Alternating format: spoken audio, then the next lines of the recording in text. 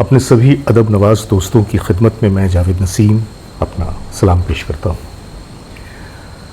दोस्तों, आज का दिन मेरे लिए बड़ा ही ख़ास है। ख़ास इन मानों में कि मैं आप लोगों से एक शख्सियत की मुलाकात करवाना चाहता था और अरसे दराज से ये ख्वाहिश मेरे दिल में पल रही थी। लेकिन वही है ना कि इंसान चाहता कुछ है, होता कुछ है। हालात ऐसे साजगार नहीं थे कि मैं ये प्रोग्राम आपके सामने पेश कर पाता, लेकिन आज वो शाम आ गई है, वो दिन आ गया है कि आज मैं आपके सामने उस शख्सियत के साथ बैठा हूँ कि जिन्हें आपके सामने आपके रूबरू करने के लिए मैं बड़ा ही बेचैन था। अदब और शायरी की बात करें तो अदब और शायरी के आसमान पे इनका नाम किसी रोशन सितारे की तरह रोशन है और अपनी तसानीफ़ के हवाले से इन्होंने अपनी जो इज़्ज़त बनाई है, जो मकाम बनाया है, उसे एक ही चीज़ कह सकते हैं कि इनकम्पैरेबल, उसका मुकाबला नहीं किया जा सकता किसी के साथ भी। अपने आप में बिल्कुल अनोखे, अपना अंदाज़, अपने ख़यालात, अपनी फ़िक्र, और इन्होंने अपनी फ़िक्र से, अपने ख़यालात से और अपनी तसानीफ़ से एक ज़माने को रोशनी दी है। ये हैं डॉक्टर मोहसिन जलगानवी साहब, और ये मेरे लिए बड़ी खुशी की बात है कि आज की इस महफ़िल में मेरे साथ मोहसिन जलगानवी साहब बैठे हैं। आज हम उनसे बातें करेंगे। ये कोई इंटरव्यू नहीं होगा, ये जस्ट एक यूँ समझ लीजिए कि दो फैमिली पर्सन्स की या दो दोस्तों की बातचीत होगी कि जिसमें आज मैं उनसे उनकी ज़िंदगी के बारे में, उनकी तसानीफ़ के बारे में, उनकी ज़िंदगी के तजर्बात के बारे में और कुछ बातें हालात हाज़रा के पस मंज़र में ये हम करेंगे। तो आइए शुरू करते हैं। तो पहले मैं आपकी मुलाकात करवाऊँ, मिलिए डॉक्टर मोहसिन जलगानवी साहब से। तो डॉक्टर साहब, अब ऐसा है कि मैंने आपको अपने देखने वालों के हवाले कर दिया है। जी। अब बीच में मेरी तो ऐसे ज़रूरत नहीं है, अब आप हैं और आपके देखने वाले हैं, लेकिन फिर भी ऐसा है कि उनकी तरफ से मुझे तो कुछ सवालात आपसे करने होंगे जिनका आप जवाब दें। कुछ अपनी इब्तदाई ज़िंदगी के बारे में मैं जानना चाहूँगा, क्योंकि जहाँ तक आपने जो लिखा है मोहसिन जलगानवी, तो इसका मतलब ये है कि आपका ताल्लुक़ हैदराबाद से नहीं बल्कि जलगांव से, महाराष्ट्र, जलगांव से, महाराष्ट्र से है। तो ये इब्तदाई ज़िंदगी के बारे में, इब्तदाई तालीम, उसके बाद कैसे आप सर्विस में आए, फिर क्या हुआ? नसीम साहब, मैं पहले तो आपके चैनल को और उनको नाज़रीन को अपनी जानिब से मुबारकबाद देता हूँ कि वो एक बहुत ही अच्छे चैनल पर एक गुफ्तगू को सुन रहे हैं, और इस एहतमाम के लिए मैं जावेद नसीम साहब का शुक्रिया अदा करता हूँ। शुक्रिया। जैसा कि आपने पूछा कि मेरे नाम के साथ जलगांवी लगा हुआ है, और वो इशारा करता है कि मेरा ताल्लुक़ महाराष्ट्र के शहर, बहुत मशहूर शहर है, जलगांव से है। जी। एक अरसे दराज से जलगांव ने पूरे महाराष्ट्र में अदबी तरवीज में एक बहुत बड़ा मकाम बना लिया है। जी। वहाँ से बहुत माजी में बहुत बड़ी बड़ी शख्सियतों ने वहाँ पे जन्म लिया, और बहुत बड़े बड़े नाम इस शहर से वाबस्ता है। जिस शहर में मैंने अपनी तालीम जारी की, असल में मेरे वालिद मोहतरम मौलाना अब्दुल वाहिद नक्शबंदी उस शहर के मुक़्तदर और मोहतरम शख्सियतों में शुमार होते थे। जी। उनके ज़ेरे साया मैंने अपने इब्तदाई अयाम गुजारे। ये था कि वालिद मोहतरम को फ़ारसी ज़ुबान, उर्दू ज़ुबान के अलावा एक मराठी की मोड़ी ज़ुबान होती है। अच्छा। उस पर बड़ा दस्तरस हासिल था। अच्छा। तो उस ज़माने में जो लोग मोड़ी पढ़वाना चाहते थे, वो वालिद साहब के पास में आकर वो खतूत लेकर आते, या कुछ तराशे लेकर आते, या कुछ मखतूतात लेकर आते, और वो वालिद साहब से वो पढ़वाते थे। तो हमने देखा कि वो दौरान गुफ्तगू, जी, यानी पहला जो शेर मैंने सुना था अपनी ज़िंदगी में, वो था कि दिल के आईने में है तस्वीर यार, दिल के आईने में है, दिल के आईने में है तस्वीर यार, जब ज़रा गर्दन झुकाई देख ली। क्या बात, क्या बात। ये शेर वो अपने चूँकि वो तसव्वुफ़ से भी वाबस्ता थे, पीर व मुर्शिद भी थे, और उस इलाके में महाराष्ट्र के कई इलाकों में यहाँ तक के खानदेश से लेकर बॉम्बे तक के उनके मुरीदीन की बहुत बड़ी तादाद मौजूद थी जी। और वो जब दर्स दिया करते थे तसव्वुफ़ का, तो पहला यही शेर वो पढ़ते थे। अच्छा। और ये कहते थे कि ये जो खुदा का तस्वुर है हमारे यहाँ पर, तो उसके लिए कहीं दूर जाने की ज़रूरत नहीं है जी, वो तो हमारे दिल में है, दिल में है, बिल्कुल। तो इस शेर पर पहले तो बात समझ में आती नहीं थी कि ये क्या मामला है कि गर्दन झुकाई और देख ली। तो बाद में समझ में आया कि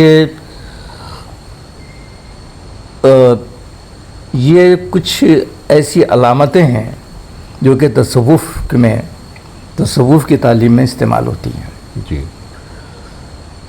उस ज़माने तो आपकी जो शुरुआत हुई, घरेलू जो माहौल था बड़ा ही सूफियाना माहौल था। खुद आपके वालिद साहब भी थे, वो शायर भी थे, सूफ़ी भी थे। शायर नहीं थे, वो सूफ़ी थे, और थे। तो बड़े ही एक अदब से बड़ी वाबस्तगी थी उनकी, और जो है अदब पर नज़र रखते थे बहुत ज़्यादा जी।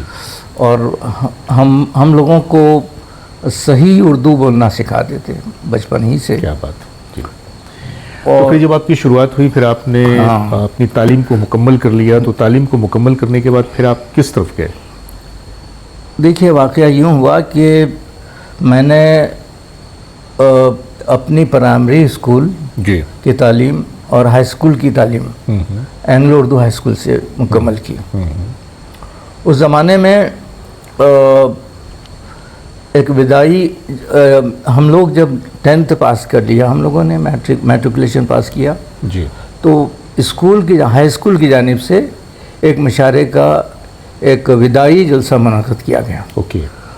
और उसमें एक तरह ही मुशायरा रखा गया। अच्छा। और ख़ुसूसियत उसकी ये थी कि ये कहा गया कि तालिबुल इल्म ही इस मुशायरे में अपना कलाम सुनाएंगे। अच्छा, वाह। तो वो पहली कोशिश थी जी। और वो तरह मिसरा दिया गया था इकबाल के एक शेर में से कि शर्म आती नहीं कमबख्त मुसलमानों को, ये मिसरा दिया गया था जी। अब ये हुआ कि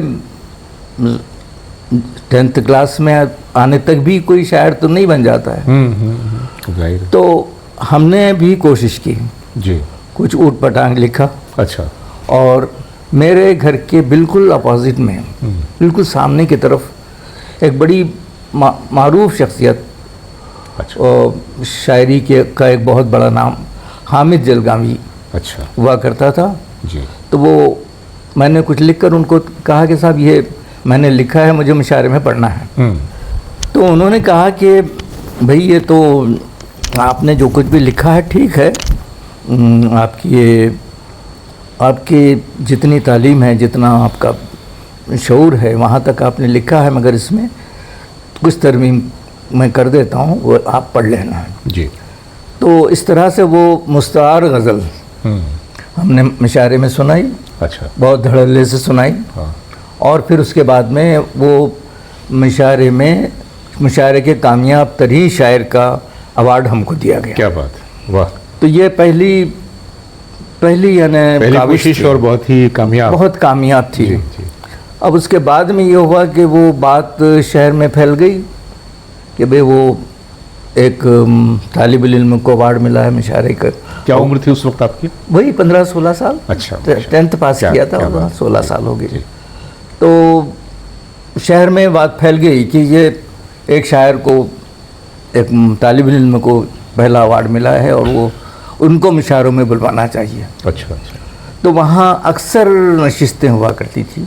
इससे पहले कि हम मुशायरे की तरफ जाएं जी, ये जो आपका पहला कलाम था, इसके कुछ 2-3 अशार याद हैं आपको? नहीं, वो यानी बहुत तवील अरसा गुजर गया है, वो तो गज़ल भी मेरे पास नहीं रही। अच्छा।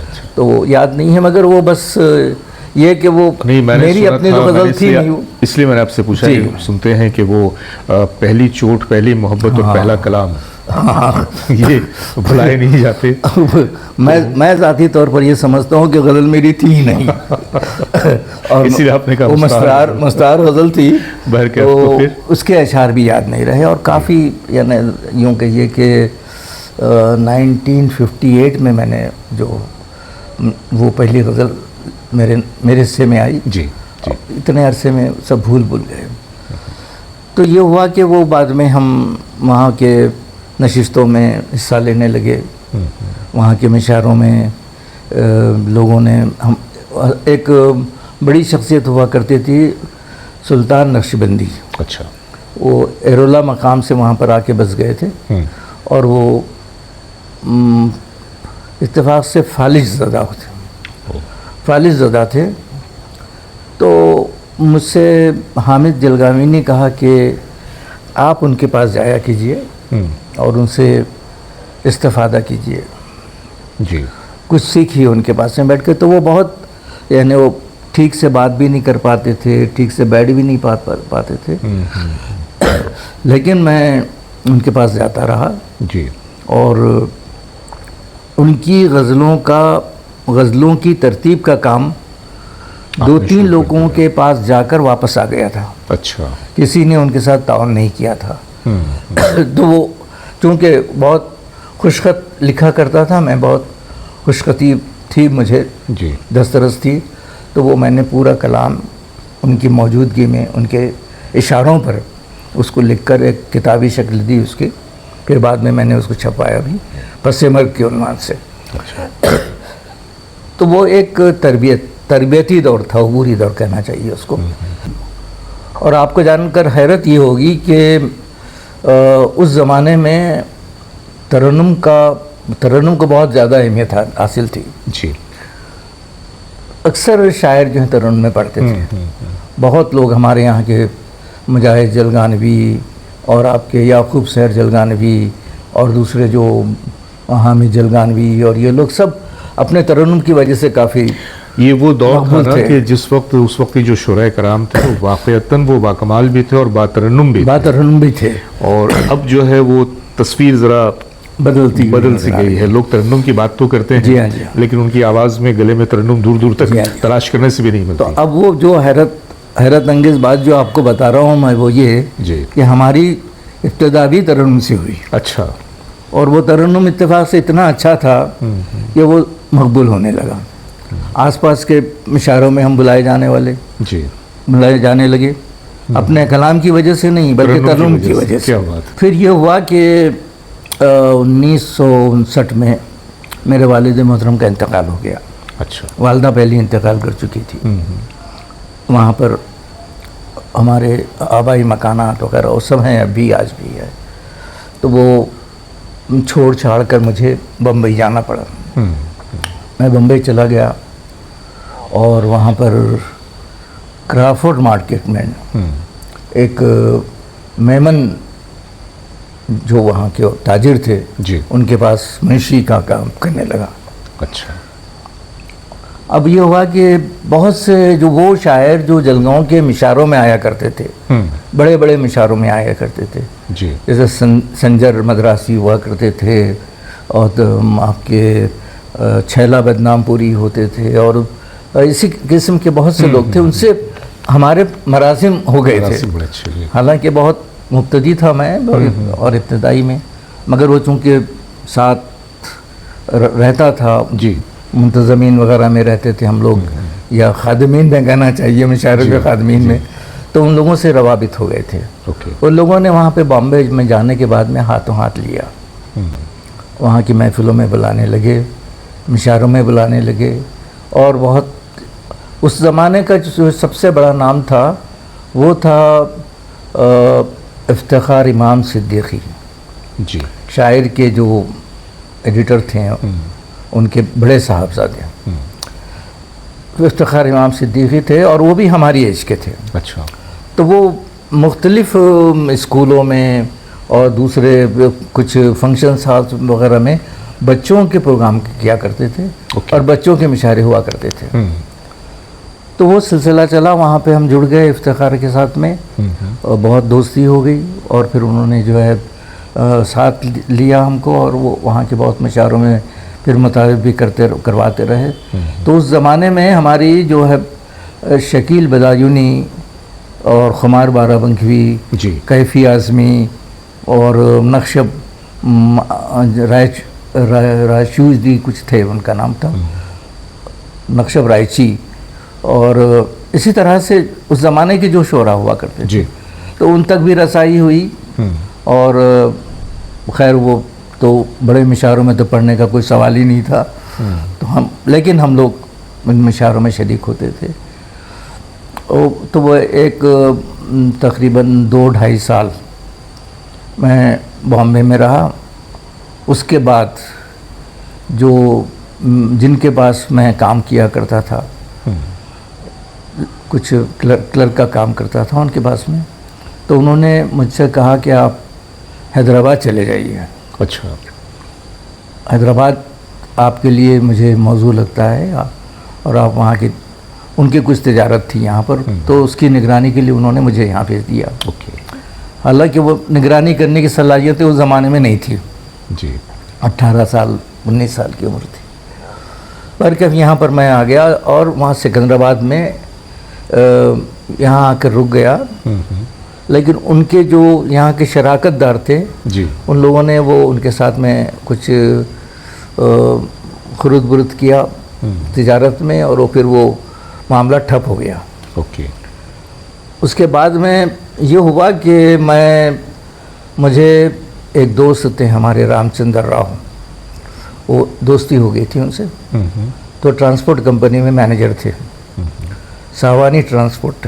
अच्छा, तो उन्होंने कहा कि भाई आप वापस, अगर आप चाहें तो वापस चले जाइए वतन को। तो मैंने कहा कि मैं वो हमेशा के लिए वतन छोड़ चुका हूँ, मैं नहीं जाऊँगा।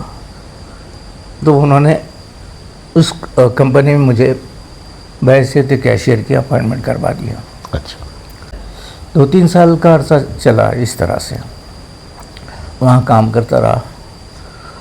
फिर ये हुआ कि एक उस ज़माने में रेलवेज़ की कुछ नोटिफिकेशन आई ओके, पेपर में। 10th तो पास कर चुका था उस ज़माने में, 10वीं बहुत बड़ी बात थी, बहुत बड़ी बात थी, बहुत सही। पहले ही इंटरव्यू में हम कामयाब हो गए और साउथ सेंट्रल रेलवे में मेरा अपॉइंटमेंट हो गया। ओके, पहली पोस्टिंग जो है काजीपीड़ पर थी। अच्छा, काजीपीड़ पर तकरीबन 2-3 साल में रहा। 2-3 साल में काफ़ी अब शेर अच्छे कहने लगा था उस ज़माने में, और तरन्नुम का जादू चल रहा था चारों तरफ। अच्छा दोस्तों, हम बातें कर रहे हैं डॉक्टर मोहसिन जलगानवी साहब के साथ, और इनकी जो अवाइली ज़िंदगी थी उस वक्त से लेके अब ये आगे बढ़ते बढ़ते न सिर्फ ये कि काजीपेट पहुंच चुके हैं बल्कि ट्रेन पे भी बैठ चुके हैं। अब देखना ये है कि हमारा ये जो सफ़र है ये हमें किस तरफ ले जाता है। तो गोया आप रेलवे की सर्विस में आ गए। जी जी जी जी, उम्मीद करता हूँ कि ये जो हमारी गुफ्तगू है इससे आप लोग लुत्फ़अंदोज़ हो रहे होंगे, क्योंकि यूँ समझ लीजिए एक तरह से एक सवाने हयात है एक बहुत बड़े शख्स की, कि जिनकी बातों से भी आपको बहुत कुछ ज़िंदगी के रम्ज़ आपके सामने खुल जाएंगे, बहुत कुछ सीखने का समझने का मौका मिलेगा कि इंसान अपनी ज़िंदगी में चाहे कहीं से भी शुरुआत करे, वो शुरुआत चाहे जितनी भी छोटी हो, लेकिन अगर उसके अंदर इरादा मजबूत है, अमल पहम है, तो वो फिर अपनी मंजिलों को ज़रूर पाता है। आइए आगे बढ़ते हैं और फिर से उस सफ़र को जारी करते हैं। आज हम बातें कर रहे हैं डॉक्टर मोहसिन जलगानवी साहब से। जी जनाब। मैं कह रहा था कि वहाँ से फिर काजीपेट से मेरा तबादला सिकंदराबाद पर हो गया जी, और साउथ सेंट्रल रेलवे के जोनल ऑफिस पर मुझे दफ्तर में क्लरिकल वर्क के लिए ओके मुलाजमत मिल गई। और मुलाजमत के शुरुआत से ही हमने वहाँ पर एक बहुत बड़ा यानी मजमुआ था उर्दू वालों का। आपको जानकर हैरत होगी कि तकरीबन जो वहाँ की साउथ सेंट्रल रेलवे की दफातर हैं उसमें तकरीबन 10 से 15 हज़ार लोग वहाँ पर उन दफातर में रोज़ काम करते हैं। और उन दफातर में बहुत से उर्दू जानने वाले थे। जी। तो वो जहन में ये आया कि ये जितने भी उर्दू वाले हैं इनको मुस्तमा किया जाए। और सिकंदराबाद में उर्दू का जो माहौल था वो यानी इत्मीनान बख्श नहीं था। पहले वक्तों में सुना है निज़ाम दौर में कि वहाँ से बहुत बड़े बड़े शायर वहाँ से निकले, अदीब निकले, बहुत से दानिश्वर निकले, नसार निकले सब, लेकिन वहाँ के स्कूलों में, कॉलेजों में कहीं भी उर्दू का नामो निशान नहीं था। और सब उर्दू वाले जो हैं या तो तेलुगु पढ़ते थे या इंग्लिश मीडियम से अपनी तालीम करते थे।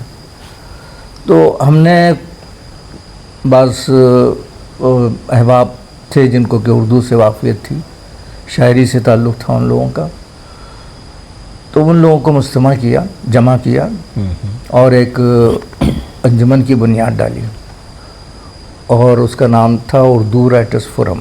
ओके।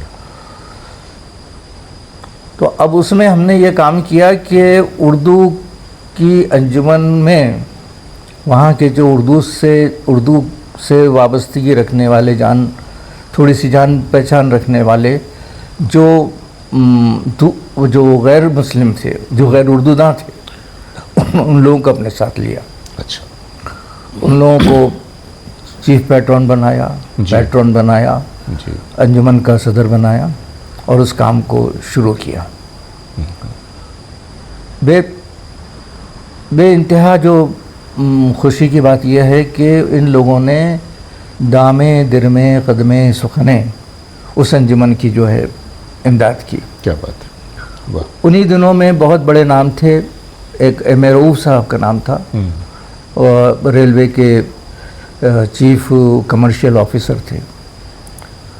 सिद्दीकी साहब एक हुआ करते थे और ऐसे और भी बहुत से लोग हुआ करते थे, जिनसे बाद में ज़हीर अंसारी भी आ गए थे। तो इन लोगों ने जो है वहाँ पर जब हम काम करने लगे तो उन्होंने बहुत ज़्यादा जो है ताउन किया और उसमें वहाँ के जो दीगर ऑफिसर्स थे जो उर्दूदां नहीं थे, वो लोग जिनकी मादरी ज़बान उर्दू नहीं थे, उनमें जितेंद्र राय ज्योति एक साहब थे जी, बिलखुसूस चीफ इंजीनियर थे वो साउथ नेट, बहुत बड़ा ओहदा होता है ये, जनरल मैनेजर के बाद का ओहदा होता है जी। उन्होंने साथ दिया और उस अंजुमन की बुनियाद पड़ी। अच्छा।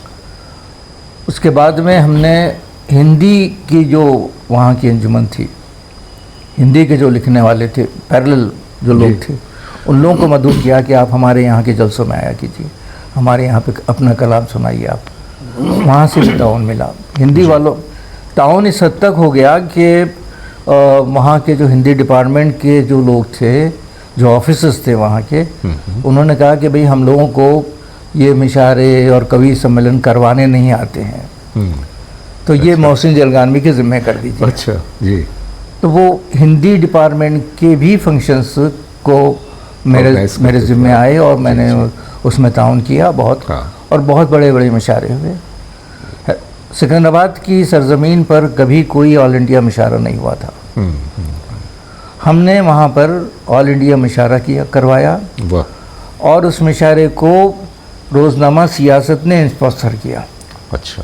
उस वक्त के कौन से वो नेशनल लेवल के शुराए कराम हाँ शामिल हुए थे? तो ऑल इंडिया मिशारे 2-3 मिशारे हुए। उसमें सबसे बड़ा मिशारा जो है एक किताब के सिलसिले में हुआ था। वो किताब थी सिकंदराबाद की अदबी दस्तावेज़। अच्छा। तो वो 1988 में मुझसे कहा गया कि आप सिकंदराबाद का ये अदब मादूम हो चुका है, तो यहाँ पर आप इस तारीख़ को लिखने की जिम्मेदारी लीजिए। क्या बात। हमारे हमारे ऑफिसर्स ने भी कहा और वहाँ के जो बहुत बड़े शोरा थे, इश्तियाक अली शौक़ वगैरह, उन्होंने भी कहा कि आप इस काम को कर सकते हैं, आप कीजिए। तो 2 या 3 साल की मेहनत के बाद में वो वहाँ पर एक बहुत मेहनत उठानी पड़ी। उसके लिए बहुत से लोगों से इंटरव्यूज़ लेने पड़े, लोगों के घरों के चक्कर काटने पड़े, शोराए हज़रात से कलाम के लिए बहुत ज़्यादा मेहनत करनी पड़ी, ज़िंदगियों के बारे में खंगालने के लिए बहुत घरों के चक्कर करना पड़ा। इस तरह से 2 या 2.5 साल के बाद में वो एक किताब सिकंदराबाद की अदबी दस्तावेज़ के उन्वान से महबूब हुसैन जिगर साहब की निगरानी में और आबिद अली ख़ान साहब के यानी सरपरस्ती में उस किताब की जो रस्म इजरा हुई, वाह, जिसकी रस्म इजरा मोहतरमा पद्मश्री हो गई थी जिलानी बानो, उनके हाथों से हुई। अच्छा 3 रोज़ा जश्न मनाया गया हैदराबाद में, सिकंदराबाद में जी। 3 रोज़ा जश्न में 1 रोज़ किताब की रस्म इजरा, उसमें सेमिनार, उसमें मुख्तलिफ़ लोगों के मज़ामीन। बैरिस्टर सरदार अली ख़ान साहब हुआ करते थे, जस्टिस थे, यहाँ के चीफ जस्टिस थे, उन्होंने उसकी सदारत की। मोहतरमा जिलानी बानो ने रस्म इजरा अंजाम दी। दूसरे रोज़ जो है मिशारा हुआ, ऑल इंडिया मिशारा जी, वो खुमार बाराबंकी साहब की सदारत में हुआ। अच्छा, जिसमें दिल शाहजहानपुरी और पुराने वहाँ के बहुत से शायर, कासिम इमाम, शाहिद लतीफ़ जो आज इनकलाब के एडिटर हैं, वो, और उसके अलावा जो हैं उधर से मुस्तफ़ा नसीराबादी, साबिर मुस्तफ़ाबादी, ये लोग यानी बहुत से महाराष्ट्र के लोग और कौमी सतह के बहुत से लोग, मुरादाबाद से निज़ाम आतिफ़ आए थे, और बड़ी यानी यूँ कहना चाहिए कि बहुत बड़े पैमाने पर वो पहला फंक्शन। तो ये जो सारी एक्टिविटीज़ थी आपकी समाजी जो एक्टिविटीज़, उसके हवाले से ये सारा सब कुछ आप कर रहे थे। जी जी। लेकिन खुद अपने लिए जी, आपने खुद को कब तलाश किया कि अब मुझे बाकायदगी से शायरी की तरफ आना है, अब किताबें भी लिखनी हैं और मजमूए निकालने हैं, अब वो शायर जी जी और वो मुसन्निफ़ जी जी मोहसिन जनगानवी, वो कैसे वजूद में आया? असल में ये जो सिकंदराबाद की अदबी दस्तावेज़ का जो काम चल रहा था जी, तो उसमें मेरा ताल्लुक़ हुआ यानी मुख्तलिफ़ लोगों से इंटरव्यूज़ लेने का। जी, उसको उनके यहाँ से अब मवाद को खंगालना, जी, उनके साथ में बैठना, उनके घरों पे चक्कर लगाना, उनके मवाद को लेना और फिर उसको तरतीब देना, ये तमाम चीज़ें हुई। कलाम भी उनसे वसूल करना था। तो ये एक बड़ा ज़ौक़ था कि एक तारीख़ वो जो बन रही थी सिकंदराबाद की अरबी तारीख़ बन रही थी। तो उसमें जब जैसे जैसे मैं काम करता गया वैसे वैसे मेरी हिम्मत बढ़ती गई, हौसला बढ़ता गया। और फिर महबूब हुसैन जिगर साहब की शफ़क़त रही मुझ पर। उन्होंने गाइड किया कि आपको ऐसा करना चाहिए, ऐसा करना चाहिए। तो इस तरह से वो किताब की रस्म इजरा भी हुई, मिशारे भी हुआ। तो अब ये हुआ कि 30 या 32 साल में वहाँ की उर्दू राइटर्स फोरम का जो जनरल सेक्रेटरी रहा। ओके। उस ज़माने में हमने जो बड़े काम किए वो ये कि सिकंदराबाद के जोनल ऑफिस में उर्दू की लाइब्रेरी कायम की। ओहो, क्या बात है, वाह। और जो हमारे 15 या 16 जोन्स हैं रेलवे के पूरे हिंदुस्तान में, आपको किसी भी जोन में कहीं पर भी उर्दू की लाइब्रेरी नहीं मिलेगी। वो उर्दू की लाइब्रेरी हमने यहाँ कायम की और बहुत बड़ा फंक्शन हुआ उसमें और काफ़ी लोगों ने उसमें शिरकत की। जेड अंसारी एक साहब उधर दिल्ली से जिनका ताल्लुक़ था, ज़हीर अंसारी, उन्होंने पूरा मालिया फराहम किया। अच्छा। और उर्दू वालों से ये कहा गया कि भाई हम लोग हमारी रेलवे के 100 साला तकारीब मना रहे हैं, तो आप जो हैं रेलवे की जानिब से आपको 10 लाख रुपया दिया जाएगा फंक्शन करने के लिए। तो उस मीटिंग में, जो तकारीब मनाने की मीटिंग में, अंसारी साहब भी वहाँ मौजूद थे। तो उन्होंने कहा कि सारी ज़ुबानों को हम लोग दे रहे हैं, जितनी भी ज़बानें, सबको 10-10 लाख रुपया दे रहे हैं, उर्दू को भी दे गए। तो 16 जोन जितने भी थे उन्होंने इनकार किया कि हम उर्दू के लिए काम नहीं करेंगे। अच्छा।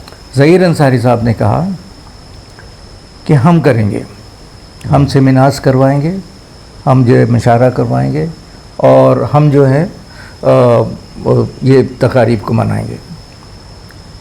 उसके बाद में वो उन्होंने दिल्ली से, बहुत बड़े ऑफिसर थे, मैं तो क्लर्क था उस ज़माने में, दिल्ली से उन्होंने फ़ोन मुझसे किया कि मोहसिन मैं तुम्हारे ज़िम्मे पर एक कुल हिंद मशारा करवाना चाह रहा हूँ जी, क्या आप इस जिम्मेदारी को ले सकते हैं?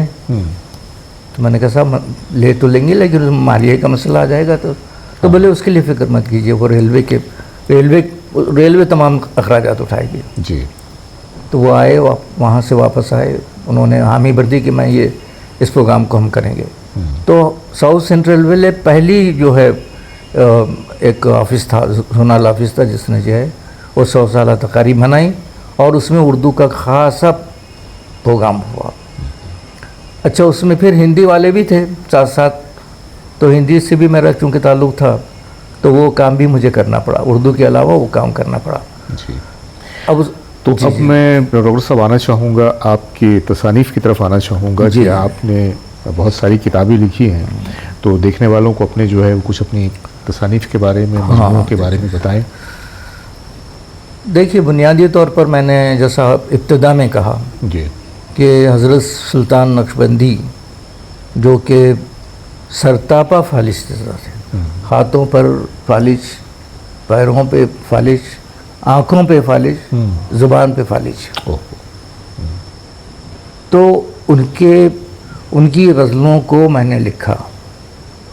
खुशखती से मेरा ताल्लुक़ था जी। तो वो पहला काम था जो कि मैंने शायरी के लिए किया जी। उसके बाद ये हुआ कि मेरे क्लास में 2 बहुत बड़े नाम थे। काजी मुश्ताक अहमद का नाम आपने सुना होगा जी। बाद में IAS हो गए थे, मेरे क्लासमेट थे। अच्छा। और एक थे MF परवेज़ जो कि बाद से आपके 20वीं सदी के मुस्तकिल लिखने वालों में थे और फिर बहुत बड़ा नाम हुआ उनका अफ़साने-निगार के तौर पर जी। तो ये दोनों लोग जो हैं हमारे साथ तालिबुल इल्म थे हम लोग और ये हमारे क्लासमेट थे। परवेज़ साहब, MF परवेज़ वहाँ से कलमी रसाला निकालते थे। अच्छा। हाई स्कूल से, शगुफ़ा के नाम से। अच्छा। तो उन्होंने मुझे नायब मुदीर के तौर पर उसमें शामिल कर लिया और वो लिखने का जो काम था वो मेरे सपोर्ट कर दिया। अच्छा। कि भाई ये मज़ामिन आएंगे, ये ग़ज़लें आएंगी, ये कहानियाँ आएंगी, वो आएंगी, आप लिखिए आप इसको। इस तरह से वो एक सिलसिला था कि उस ज़माने में साइक्लो स्टाइल रिसाला निकलता था जी। अच्छा, उसकी खुसूसियत ये थी कि वो साइक्लो स्टाइल रिसाला हाई स्कूल में तकसीम होता था तमाम बच्चों में और शहर की जो उर्दू पढ़ने वाले अदीब शायर वगैरह है उनमें तकसीम होता था। लिखते भी हम ही थे और तकसीम भी हम ही करते थे। ज़ीरोक्स के इस दौर में जी जी जी जहाँ पे स्कैनिंग और ज़ीरोक्स चल रहे हैं, मेरे ख्याल से हमारे देखने वालों में जो इस अहद के हैं उन्हें पता भी नहीं होगा कि साइक्लो स्टाइल क्या होता है जी। लेकिन ये उस दौर की बात है कि वो एक फॉर्मेट हुआ करता था साइक्लो स्टाइल का और वो एक प्रिंटिंग एक फॉर्मेट होता था। तो उस वक्त जो किताबें छापी जाती थी या इस तरह के जो मैगजीन वगैरह छपते थे वो साइक्लो स्टाइल में ही छापे जाते थे। मेरे ख्याल से अब तो उसका एग्जाम्पल मिलना भी मुश्किल। अब नहीं, अब तो देखने को भी नहीं मिलेगा। वही तो मतलब उन चीज़ों मशीनें खत्म हो गई है। जी जी, मुझे भी याद है अपने बचपन के दौर में, बहुत छोटा था जब मैं, तो उस वक्त साइक्लो स्टाइल मुझे याद हुआ करता था जी। तो फिर ये आप बता रहे थे शगुफ़ा के। हाँ जी। तो शगुफ़ा में फिर वो यूँ हुआ कि चूँकि अब वो रिसाला ही हमारे हाथों में आ गया था तो हमने कहानियाँ लिखना शुरू की, नज़में लिखी, बच्चों के लिए लिखा, बच्चों के ड्रामे लिखे। इस तरह से वो एक शगफ़ भी था और वो तमाम वसाइल भी दस्तयाब थे जी। तो वो काम हम करते रहे उसको। और फिर परवेज़ जो हैं वो बड़े ऑफिसर के लड़के थे, वो बाद में पूना मुंतकिल हो गए थे वहाँ से, जलगांव से, और वो ट्रेजरी ऑफिसर हो गए थे। IAS हमारे काजी मुश्ताक अहमद साहब के वालिद जो थे वहाँ के कलेक्टर थे जलगांव के, अच्छा। तो वो भी बड़े बड़े ख़ानदान से ताल्लुक़ रखते थे। वो भी जो है बाद में कलेक्टर हो गए थे पूना में, IAS ऑफिसर थे वो। तो अब हमारी तालीम तो रुक गई थी जी। 10th के पास, तो हम यहाँ से वहाँ से घर से निकल गए थे, तो तालीम वालीम का मसला ये ख़त्म हो गया था। अब यहाँ पे जब रेलवे में मुलाजिमत हुई तो वो एक वालिद साहब की एक आरजू थी कि हम आपको बहुत पढ़ाएंगे, बड़ा ऑफिसर बनाएंगे। लेकिन वो अब वही वो नहीं रहे। तो वो एक खलिश कहनी चाहिए दूसरे मानो में, दिल में थी, जहन में थी। तो जैसे मैंने रेलवे में अपॉइंटमेंट मिला मुझे, तो मैंने उस ज़माने में इंटरमीडिएट, 10th के बाद में इंटरमीडिएट हुआ करता था, और उस्मानिया में प्राइवेट तौर पर, प्राइवेट कैंडिडेट के तौर पर आप एग्ज़ाम्स यहाँ पर नहीं हुआ करते थे, वो होते थे भोपाल यूनिवर्सिटी में। अच्छा। तो मैं वो एग्ज़ाम पास करने के लिए भोपाल गया, वहाँ पे कुछ 3-4 महीने वहाँ रहा भोपाल में, और वहाँ से मैंने इंटरमीडिएट किया। इंटरमीडिएट में कामयाब हो गया। ये दौरान मुलाजिमत के वाक़यात बता रहा हूँ मैं आपको। जी जी। मुलाजिमत से पहले तो तालीम बाकायदा सिर्फ 10th तक ही हुई थी। उसके बाद में जो है सारा है मामला जो है बिल्कुल ये इसका है, यानी क्या कहना चाहिए उसको, प्राइवेट तालीम का है ये बिल्कुल। जी जी। जिसको कि यानी यूनिवर्सिटी से बाहर रहकर जो हम तालीम हासिल करते हैं जी। तो वो था। तो इंटरमीडिएट हो गया था मैं। फिर बाद में उस्मानिया से मैंने BA किया। अच्छा। ऐसा लगता पीरियड अजब सा हो गया कि 10th के बाद में तकरीबन 10 साल गुजर गए इंटरमीडिएट करने के लिए। इंटरमीडिएट से BA में जाने के लिए 10 साल गुजर गए। फिर उसके बाद में 10 साल गुजर गए MA करने के लिए, जब तक रिटायरमेंट आ गया। नहीं तो ये जो है मतलब ये तो आपका वो कह लीजिए कि वो जी, जो जी। शौक था, जज्बा हाँ, था, वो जज्बा वो आपको था। सिर्फ उस मंजिल तक आहिस्ता आहिस्ता बतदरीज ले जा रहा जी, था। वो सारा खानगी तौर पर मैंने अपने तौर पर तालीम की, जी जी जी। किसी की वक्त को मलहूज़ खातिर रखते हुए मैं अब आप लोगों को लिए चलता हूँ डॉक्टर मोहसिन जलगांवी, एक शायर। अब शायर के पहलुओं पे आता हूँ मैं। तो मैं अच्छा, आपकी शायरी- एक जी, बात जी। 2 जुमलों में हाँ, हाँ, बिल्कुल। पूरी कर दूंगा, बिल्कुल। क्योंकि हम MA तक तो आ गए थे। अब उसके बाद का मसला था, यानी तालीम का, तो तालीम हासिल करने का जो वो जो प्यास थी और वो जो खलिश थी और जो कानों में एक आवाज़ गूंजती थी कि आपको बहुत पढ़ना है, वालिद साहब की आवाज़। जी। तो वो उसकी तकमील के लिए ये हुआ कि मैं MA कर चुका था इसके बाद में आपके मुलाजिमत में। फिर उसके बाद में यहाँ के जो यूनिवर्सिटी के जो प्रोफेसर्स वगैरह थे उन्होंने मुझे बुलाया कि भैया आपके मज़ामीन हम अखबारात में देखते रहते हैं, आपकी किताबें आई हैं, तो आप MA भी कर चुके हैं, आप MPhil में दाखिला क्यों नहीं लेते? अच्छा।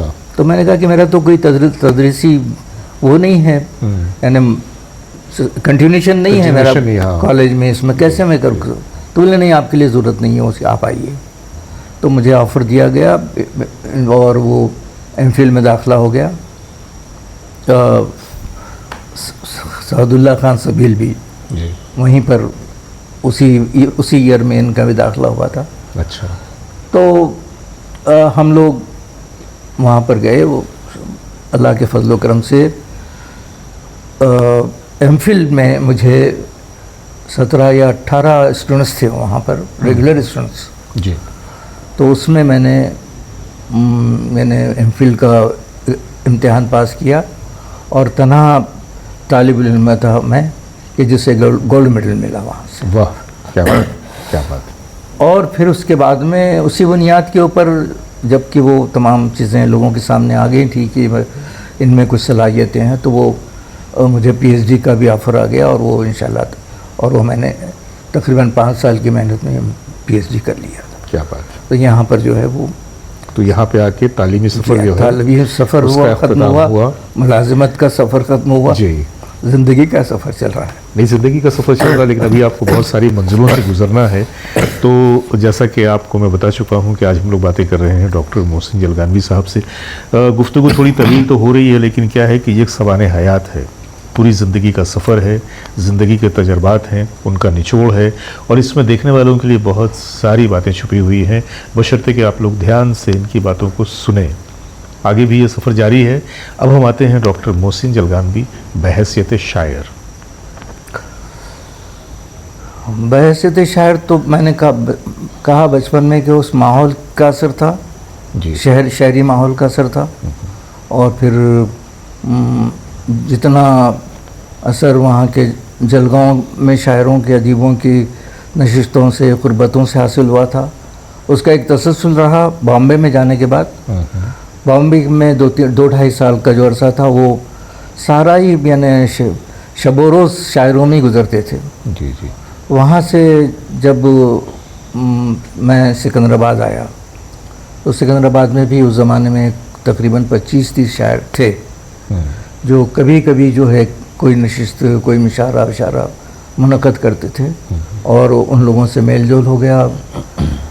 और फिर मैंने बताया कि सिकंदराबाद की अदबी दस्तावेज़ के ज़माने में बहुत सी क़ुरबतें हो गई, बहुत लोगों के साथ में ताल्लुक़ात पैदा हो गए। सिकंदराबाद में के रेलवे डिपार्टमेंट से जो लोग वाबस्ता थे उसमें एक अहम नाम था फ़िक्री बदायूनी का और शागिल अदीब का। अच्छा। और बहुत से नाम थे, वो जहन में नहीं आ रहे हैं। तो इन लोगों ने भी वहाँ पर महफ़िलों को आरास्ता किया बहुत, और उन महफ़िलों में खुसूसियत होती थी कि हैदराबाद से शायरों को बुलाया जाता था। तो इस तरह से हैदराबाद के शायरों के साथ भी हमारे रवाबित हो गए, और हैदराबाद की जितनी भी पिछली सदी के जितने शायर थे। लेकिन दरअसल मैं अभी मुशायरों की महफिलों से निकल कर किताबों की तरफ आना चाहता हूँ, क्योंकि मुझे अभी आपसे कुछ आपके कलाम भी सुनने हैं। जी जी जी। तो हाँ, इसलिए मैं गुफ्तगू को थोड़ा सा मैं शॉर्ट करते हुए मैं चाहूँगा कि आप मुझे ये बताइए कि आपका जो आपकी पहली किताब आई वो क्या कोई शेरी मजमुआ था या आपकी कोई तसनीफ़ थी? 1979 में मेरी पहली किताब आई थी। अच्छा। उससे पहले मैं वो एक किताब जिसका मैंने जिक्र किया हज़रत सुल्तान नक्शबंदी की, उसका नाम था पसे मर्क। वो एक मेरा लिए तरतीब, तो आपने तरतीब तज़ीन का वो एक तजुर्बा था मेरा जी। उसके बाद में शायरी चूँकि हो ही रही थी, तरीम इशारे पढ़ना है, मिशारों में जाना है, गज़लें गानी हैं, तरहम से गानी है, तो वो एक बड़ा सा चस्का सा लग गया था बहुत ज़्यादा। तो 2-4 साल में इतनी तख्लीक़ात हो गई कि वो उस पर एक किताब आ जाए। ओके। तो 1979 में मेरी पहली शेरी मजमा अल्फाफ के नाम से अच्छा मंजर आम पर आया जी। और उसको उर्दू अकादमी ने इनाम भी दिया था उसको। और यहाँ के बहुत बड़े नक्काद थे,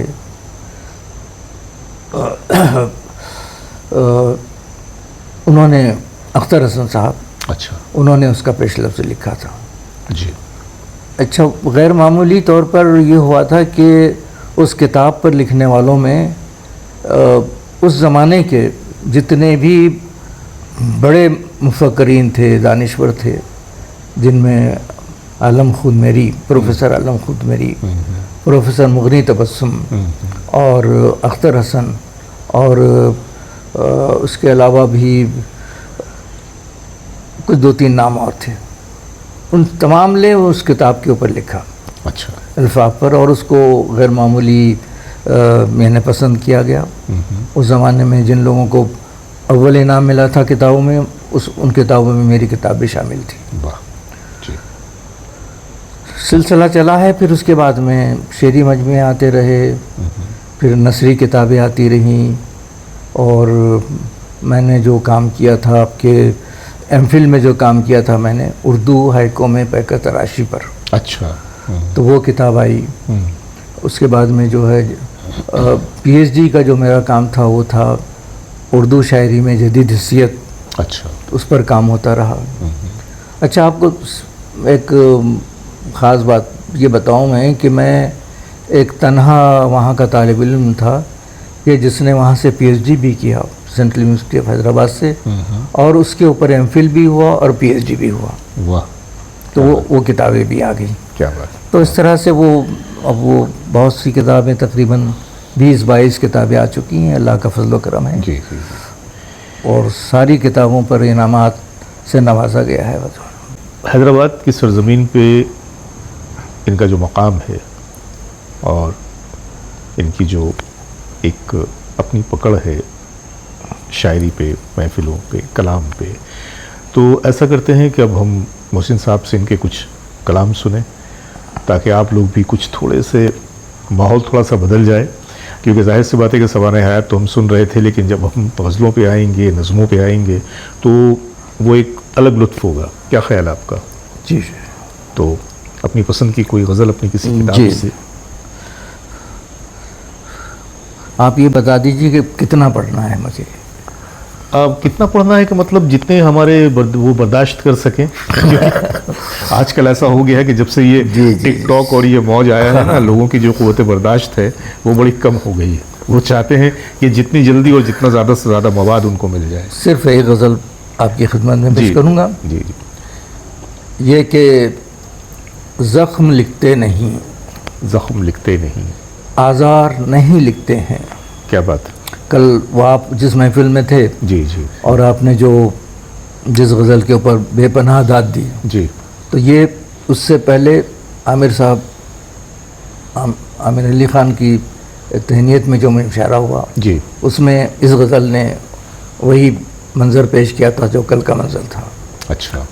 तो ये कि ज़ख्म लिखते नहीं, आज़ार नहीं लिखते हैं, और हम किसी शख्स का किरदार क्या नहीं बात लिखते है, हैं। क्या बात है, वाह वाह वाह। हम किसी शख्स का किरदार नहीं लिखते हैं, और निख्वते खुसरवी यूं हमसे खफा रहती है। निख्वते खुसरवी यूं हमसे खफा रहती है, हम किसी साए को दीवार नहीं लिखते हैं। बहुत खूब। हम किसी साए को दीवार नहीं लिखते हैं, और रोज़ ख़त लिखने की इल्लत नहीं पाली हमने। रोज़ ख़त लिखने की इल्लत नहीं पाली हमने, एक ही बात को 100 बार नहीं लिखते हैं। क्या बात है। एक ही बात को 100 बार नहीं लिखते हैं, और बेकलम हाथों को लिखना ही नहीं आता है। बेकलम हाथों को लिखना ही नहीं आता है, सर की तावील में दस्तार नहीं लिखते हैं। क्या बात। बेकलम हाथों को लिखना ही नहीं आता है, सर की तावील में दस्तार नहीं लिखते हैं जी। और रोज़ो शब लोग लिखा करते हैं रिदबो याबिस। रोज़ो शब लोग लिखा करते हैं रिदबो याबिस, और जो लिखना है वही यार नहीं लिखते हैं। क्या बात। और जो लिखना है वही यार नहीं लिखते हैं। और बिलखुसूस ये शेर देखें कि काफिया मिलने से इजहार नहीं मिलता है। काफिया मिलने से इजहार नहीं मिलता है, मेरी जहाँ इस तरह अशार नहीं लिखते हैं। क्या बात। काफिया मिलने से अशार नहीं इजहार नहीं मिलता है जी। मेरी जहाँ इस तरह अशार नहीं लिखते हैं, और नाम के साथ ही पहचान बना रखी है। नाम के साथ ही पहचान बना रखी है, अपनी तशहीर का अखबार नहीं लिखते हैं। क्या बात है। और आखिरी शेर है कि साथ देती ही नहीं लफ्ज़ की हेरा फेरी। साथ देती ही नहीं लफ्ज़ की हेरा फेरी, हरफ़े इक़रार को इनकार नहीं लिखते हैं। और ज़ख्म लिखते नहीं, आसार नहीं लिखते हैं, हम किसी शख्स का किरदार नहीं लिखते हैं। बहुत खूब, बहुत आला शुक्रिया। कलाम। बहुत ही मुरस्सा गज़ल, बहुत ही आला कलाम। वो जो उसमें एक शेर आपने सुनाया, वो साया, जी जी जी, क्या था वो? नखवते खुसरवी यूं हमसे खफा रहती है, हम किसी साए को दीवार साए नहीं को लिखते दीवार हैं। नहीं लिखते हैं। वाह। अचानक मेरे जहन में मुज़फ़्फ़र वारसी साहब के कलाम का एक शेर गूंज गया कि शोला हूँ भड़कने की गुजारिश नहीं करता, हाँ, सच मुँह से निकल जाता है कोशिश नहीं करता, हाँ, वाह वाह, गिरती हुई दीवार का हमदर्द हूँ लेकिन चढ़ते हुए सूरज की परस्तिश नहीं करता। बहुत अच्छा है, बहुत अच्छा। तो ये इतनी म्यारी गज़ल, और आप क्या लगता है कि इतनी म्यारी गज़ल सुनने के बाद में मेरा दिल भर गया या क्या मेरे देखने वालों का दिल भर गया?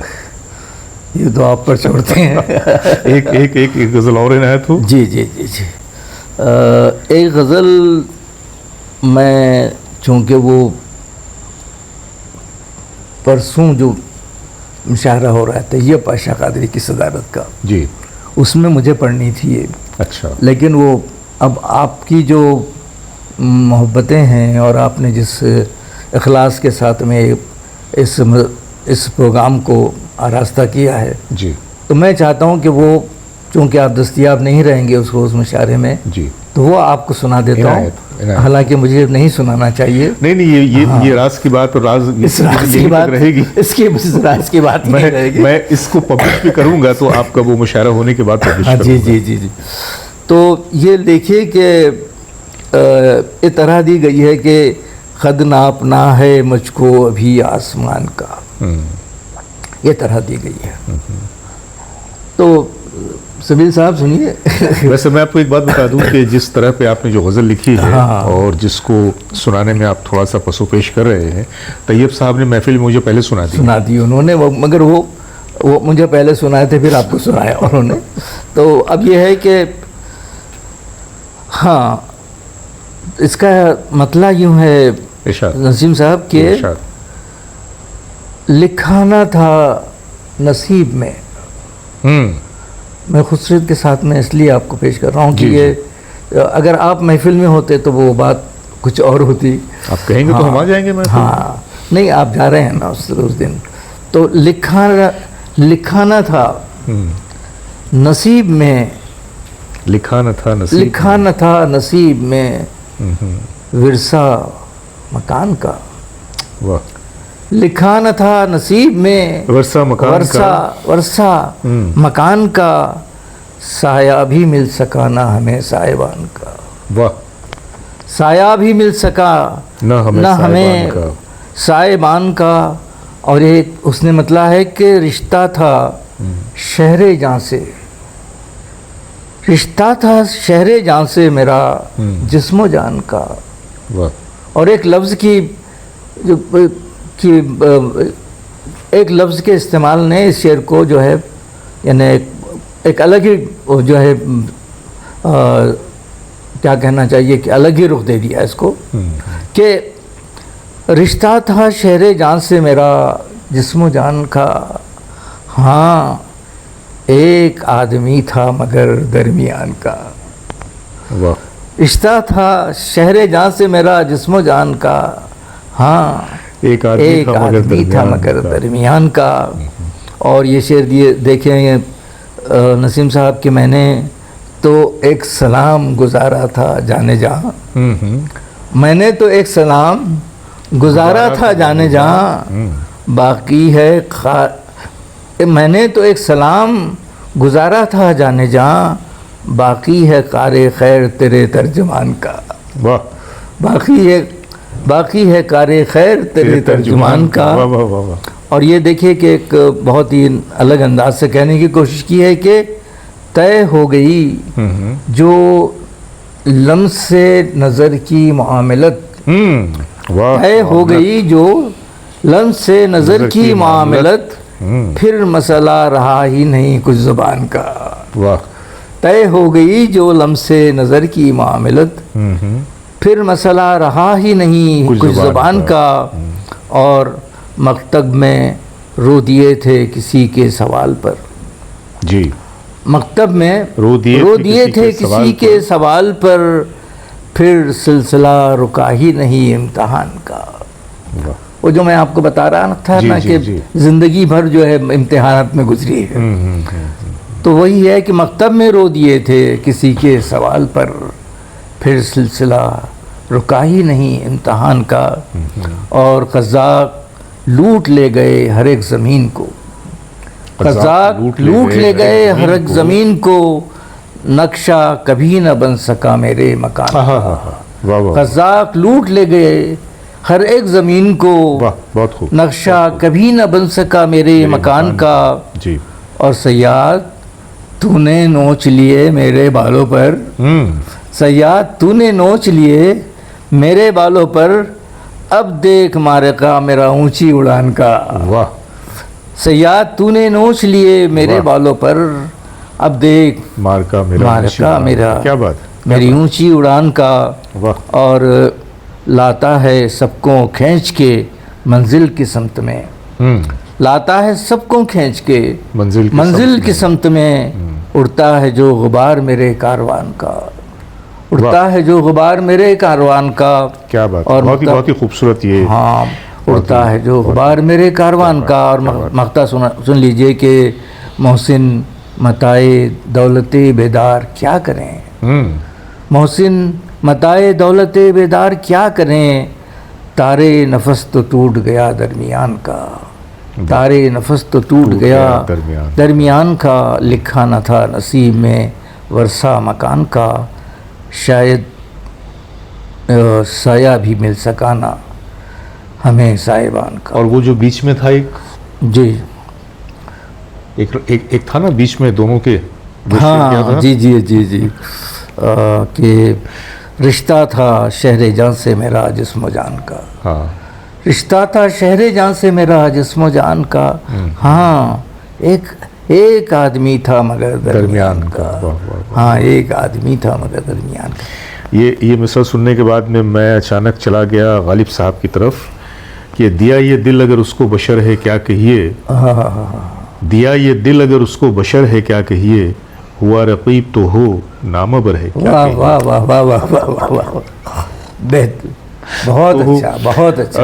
ये जो है आज की हमारी बड़ी तवील गुफ्तगू लेकिन बड़ी ही शानदार गुफ्तगू रही डॉक्टर मोहसिन जलगानवी साहब से।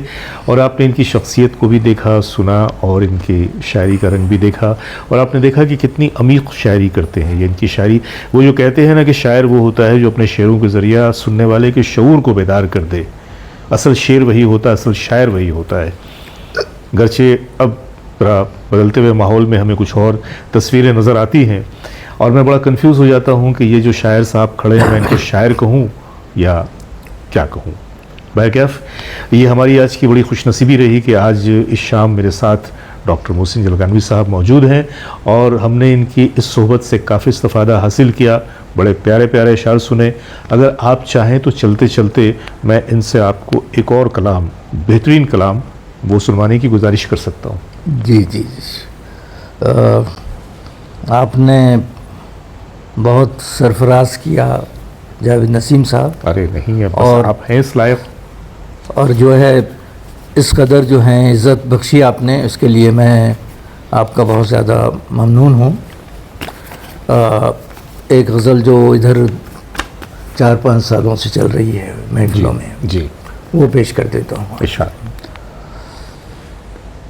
गज़ल का मतलब है कि समझ रहे थे कि अपने मसहाबीन में थे, समझ रहे थे कि अपने मसहाबीन में थे, जनाबे ज़िल्ले इलाही मुनाफ़िकीन में थे। ओहो, क्या बात, वाह। समझ रहे थे कि अपने मसहाबीन में थे, जनाबे ज़िल्ले इलाही मुनाफ़िकीन में थे, और उन्हीं के हाथों से शब खून हो गया उनका, उन्हीं के हाथों से शब खून हो गया उनका, तय्युनात जो उनके मुहाफ़िज़ीन में थे। उन्हीं के हाथों से शब खून हो गया उनका, तय्युनात जो उनके मुहाफ़िज़ीन में थे। और शेर के सुना है उनको भी क़द आवरी का दावा है, सुना है उनको भी क़द आवरी का दावा है, चले थे हम तो ये पौधे अभी ज़मीन में थे। सुना है उनको भी क़द आवरी का दावा है, चले थे हम तो ये पौधे अभी ज़मीन में थे और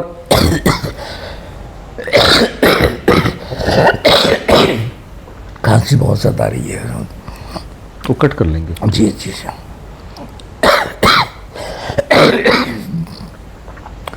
सुना है उनको भी कदावरी का दावा है, चले थे हम तो ये पौधे अभी ज़मीन में थे, और ये शेर के ये मुमलिकत के जो सदरुल महाम ठहरे हैं, ये मुमलिकत के जो सदरुल महाम ठहरे हैं, वो कल तलक तो हमारे ही नायबीन में थे। क्या बात है। ये मुमलिकत के सदरुल महाम ठहरे हैं, वो कल तलक तो हमारे ही नायबीन में थे, जी। और हमारा नाम-ए महज़र कहीं लिया ना गया, हमारा नाम-ए महज़र कहीं लिया ना गया, कि मुजरमीन थे जितने वो मुनसफीन में थे। क्या बात है। हमारा नाम-ए महज़र कहीं लिया ना गया, कि मुजरमीन थे जितने वो मुनसफीन में थे। और आखिरी शेर है कि लहद की मिट्टी भी देने कोई नहीं आया, लहद की मिट्टी भी देने कोई नहीं आया, हज़ारों चाहने वाले मुहाफ़िज़ीन में थे। क्या बात है। हज़ारों चाहने वाले लवाहकीन में थे, जी। लहद की मिट्टी भी देने कोई नहीं आया, हज़ारों चाहने वाले लवाहकीन में थे। और वो दौरे इब्तिला कितना मुहीब था मोहसिन, वो दौरे इब्तिला कितना मुहीब था मोहसिन, जो दिल के पास थे वो भी मनाज़रीन में थे। जो वो दौरे इब्तिला कितना मुहीब था मोहसिन, जो दिल के पास थे वो भी मनाज़रीन में थे, समझ रहे थे कि अपने मुसाहबीन में थे, जनाब ज़िल्ले इलाही मुनाफ़िकीन में थे। उम्मीद करता हूँ कि आज की ये शाम आप लोगों को बहुत ही पसंद आई होगी। तो डॉक्टर साहब, चलते चलते हमारे देखने वालों के लिए कोई पैगाम यही है कि अच्छी शायरी सुनिए, अच्छे शेरों पर दाद दीजिए, और जहाँ पर शायरी की तौहीन होती है वहाँ से दूर रहिए। बहुत शुक्रिया। बहुत खूब। तो अब आपने, मैं भी इजाज़त चाहूँगा। आपने जावेद नसीम साहब एक देरीना यानी मुलतवी जो प्रोग्राम था उसको इतनी शानदार अंदाज में, नहीं, वो एक फिल्म आई थी, फिल्म पड़ोसन उसका नाम था। उसमें आगा साहब जो थे वो कॉमेडियन, उनका एक बड़ा ही पैटर्न डायलॉग था। हर बात पे कहते थे जब जब जो होना है तब तब सो होता है। जी। तो ये जो चीज़ है, ये देखा जाए तो ये ज़िंदगी की बहुत बड़ी हकीकत है कि हमारे आपके चाहने से कुछ भी नहीं होता जब तक कि ऊपर बैठा रब नहीं चाहता। तो शायद ऊपर वाले की तरफ से ये वक्त और ये दिन मुकर्रर हुआ था। मैं एक बात कहना चाह रहा हूँ जी इख्तिताम पर, कि उस ज़माने में जब आप बहुत से शायरों को आपने कवरेज किया, उनका बहुत से इंटरव्यूज़ आपने लिए, उस ज़माने में अगर मैं ये इंटरव्यू देता तो ये इतनी तफसील से नहीं दे सकता था। और शायद जैसे कि आपने कहा, दरअसल सबसे बड़ी बात तो ये है कि आपने बहुत सारे लोगों के अपनी ज़िंदगी में उस वक्त जिस वक्त आप एक्टिव थे तो आपने इंटरव्यूज़ किए, लेकिन देखिए मेरा हौसला कि जो सारे ज़माने का इंटरव्यू करते थे मैंने आज उनका इंटरव्यू कर लिया। तो और बात कि मैं इसे इंटरव्यू तो नहीं कहूँगा, ये बस एक गुफ्तगू है, गुफ्तगू थी। और सबसे बड़ी बात यह है कि ये तवील सही, लेकिन इसमें क्या है कि आपने पूरी ज़िंदगी का जो अहाता किया, तो ये एक तरह से ये एक पूरा मंजरनामा एक दस्तावेज़ हो गया ये। क्योंकि जिस वक्त मैंने प्रोफेसर बेग एहसास साहब का किया था और रहमान जामी साहब का किया था, तो रहमान जामी साहब ने तो मुझे उठ के बिल्कुल भेज लिया था और कहा था कि जावेद मियाँ तुम मुझे बिल्कुल खींच कर बचपन में ले गए। क्योंकि और मैं ज़रा अपनी बातचीत में ज़रा कुछ शरारती मेरा अंदाज़ रहता है, तो मैं खैर मैंने मोहसिन भाई को बख्श दिया है। नहीं तो मेरे सवाल थोड़े इधर उधर हो जाते हैं। तो बेग एहसास साहब को भी जब मैंने छेड़ा था तो वही बड़े खुश हुए थे। यार आपका जो अंदाज़ है ना तो वो बहुत अलग सा है, वरना वही वो ज़िमनी बातें क्या करते हैं नहीं करते हैं, ऐसा है वैसा है, ये बातें मैं आउट ऑफ द कैमरा कह रहा हूँ। लेकिन चूँकि आप लोग शामिल हैं तो जाहिर सी बात है कि आपको भी हमारे साथ रहना है। बहरहाल तो अब अपने दोस्त जावेद नसीम को और डॉक्टर साहब को इजाज़त दीजिए। इंशाअल्लाह फिर मुलाकात होगी इस तरह की कोई हसीन सी। खुदा आपकी हाफ़िज़। सरफराजी के लिए शुक्रिया आप लोगों का, बहुत बहुत शुक्रिया। जी जी।